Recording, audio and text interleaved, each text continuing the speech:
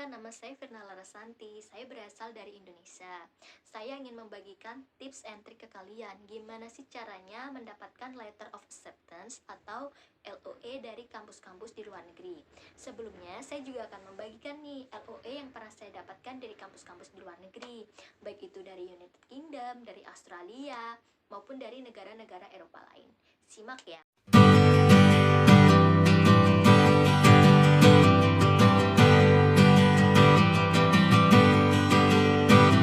Pertama, kalian tentukan dulu universitas mana yang ingin kalian coba untuk mendaftar atau kalian ingin apply.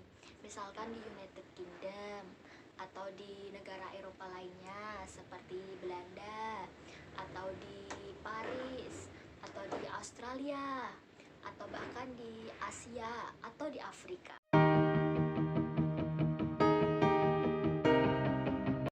Tips kedua, kalian tentukan jurusan yang ingin kalian daftar di universitas tersebut.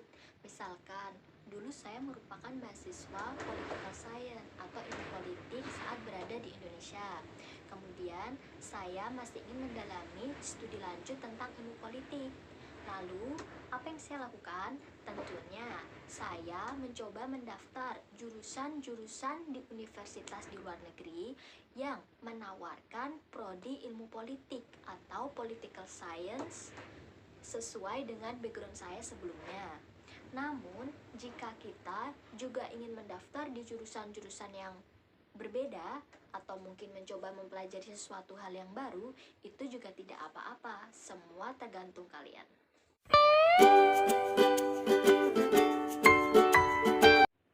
Yang ketiga, teman-teman jangan lupa memeriksa secara detail tentang persyaratan dari kampus atau jurusan yang ingin teman-teman apply. Pertama, biasanya ada CV atau kurikulum vitae. CV ini berisi tentang diri kita sendiri, termasuk pengalaman kerja, pendidikan sebelumnya, kemudian sosial media yang kita gunakan, skill yang kita miliki, kemudian kegiatan sosial yang pernah kita lakukan, dan lain sebagainya. Selain itu, ada juga surat rekomendasi. Surat rekomendasi ini biasanya kita peroleh dari networking kita, bisa dari kampus atau dari dosen atau dari dosen pembimbing atau bisa juga dari atasan di mana kita pernah bekerja, kemudian dari kenalan atau rekan kerja bisnis dan lain sebagainya. Selain itu, yang paling penting menurut saya yang perlu dicatat teman-teman juga adalah nilai tes bahasa Inggris. Nah, mengapa hal ini penting? Karena sepengalaman saya, hampir semua kampus memiliki persyaratan mutlak terhadap nilai bahasa Inggris. Nah, nilai bahasa Inggris ini biasanya menggunakan beberapa tes yang diakui secara internasional seperti IELTS, TOEFL IBT, ataupun TOEFL ITP. Pokoknya teman-teman harus melihat secara detail kira-kira persyaratan bahasa Inggrisnya seperti apa. Ada kampus yang biasanya membutuhkan overall IELTS harus 7 atau 6,5, tidak ada di bawah 5 atau tidak ada di bawah 5,5 per bandnya. Ada juga kampus yang hanya membutuhkan TOEFL ITP saja. Ada juga kampus yang hanya menginginkan overall IELTS-nya 6,5, tidak ada band di bawah 5. Pokoknya kalian harus lihat secara detail. Selain persyaratan bahasa Inggris, ada juga biasanya motivation letter. Motivation letter ini berisi tentang kenapa sih kita ingin melanjutkan pendidikan di universitas tersebut atau di jurusan tersebut. Teman-teman bisa ceritakan apa alasan teman-teman, apa yang menjadi keinginan teman-teman, apa yang menjadi target teman-teman jika teman-teman diterima, atau mungkin tentang future karir dan lain sebagainya. Pokoknya teman-teman jangan lupa melihat secara detail tentang persyaratan dari kampus yang ingin teman-teman apply.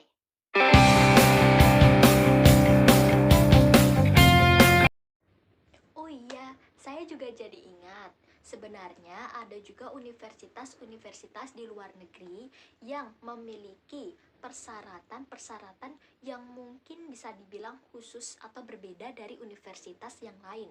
Misalkan saja nih, jika di Jerman, kalian gak harus kok memiliki nilai bahasa Inggris yang tinggi, tetapi kalian harus memiliki sertifikat bahasa Jerman dengan level tertentu, misalkan level basic atau intermediate. Kemudian selain Jerman biasanya ada juga nih universitas-universitas di Paris atau universitas-universitas di Arab. Ya, di mana daerah-daerah tersebut biasanya memiliki kebijakan tidak harus menggunakan bahasa Inggris, tetapi menggunakan kemampuan bahasa utama atau bahasa ibu dari negara tersebut. Nah, itu juga penting untuk dicatat karena mungkin saja ada beberapa dari teman-teman yang aduh, nilai bahasa Inggris saya nih kurang bagus, tapi nilai bahasa saya yang lain seperti bahasa Jerman atau bahasa Prancis saya nih sangat bagus. Nah, bisa juga itu dijadikan sebagai alternatif solusi untuk teman-teman mendaftar di kampus-kampus luar negeri.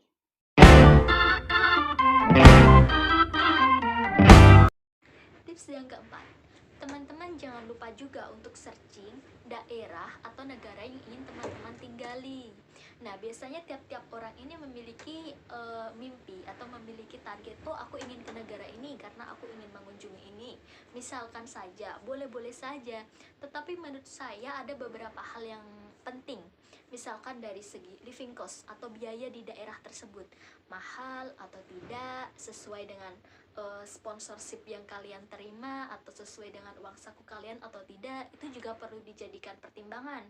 Kemudian dari segi akomodasi, kemudian dari segi transportasinya seperti apa, apakah menjangkau kira-kira untuk kalian pergi ke kampus itu seperti apa, apakah mudah, apakah susah, apakah harus melewati jalan yang terjal atau tidak. Tapi saya rasa tidak sih.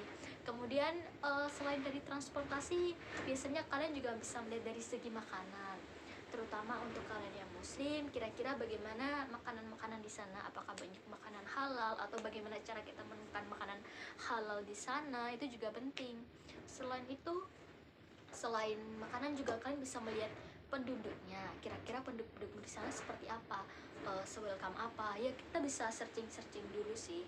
Tetapi hal ini juga menurut saya bisa dijadikan pertimbangan lebih lanjut, kira-kira mengapa kita memutuskan untuk pergi ke negara tersebut atau memutuskan pergi ke daerah tersebut, sehingga kedepannya jika kita sudah berada di daerah atau negara tersebut, kita tidak mengalami kekecewaan atau penyesalan, terutama dalam studi. Apalagi studi ini kan biasanya dilakukan dalam kurun waktu yang cukup lama dan tidak sebentar, apalagi jauh dari keluarga, dan biasanya para mahasiswa atau para pelajar itu sering mengalami homesickness, jadi memang harus menjadi pertimbangan yang kuat.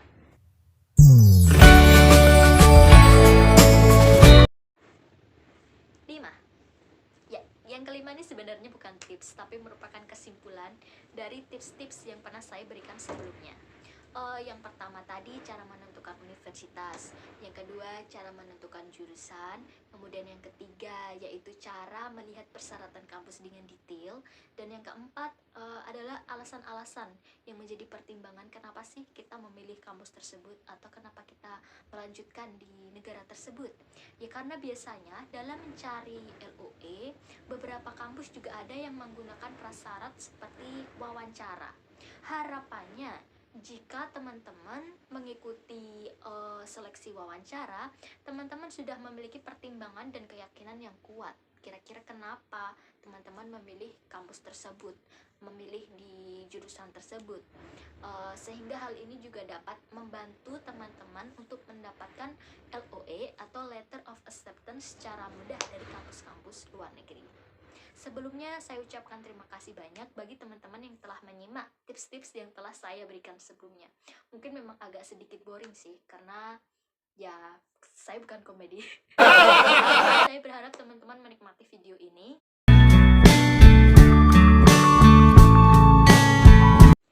That's all tentang tips tips-tips yang saya berikan how to get letter of acceptance dari kampus-kampus luar negeri.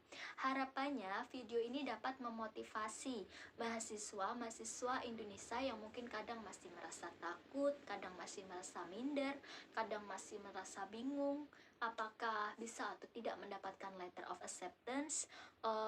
Ya pokoknya hilangkan perasaan-perasaan seperti itu, karena sejatinya pendidikan itu merupakan hak setiap warga negara dan juga hak kita sebagai manusia untuk mendapatkan pendidikan yang tinggi. Selain itu, saya juga ingin memotivasi bagi teman-teman yang mungkin merasa pernah mendaftar di kampus-kampus luar negeri tetapi gagal, atau belum mendapatkan LOE yang cocok. Jangan pantang menyerah, karena sejatinya kesuksesan itu tidak ada yang instan. Kita membutuhkan proses yang panjang, kita membutuhkan perjalanan yang panjang pula untuk mendapatkan sesuatu yang kita impikan atau kita cita-citakan, karena yang instan itu mie instan. Terima kasih. Wassalamualaikum warahmatullahi wabarakatuh. Bye bye.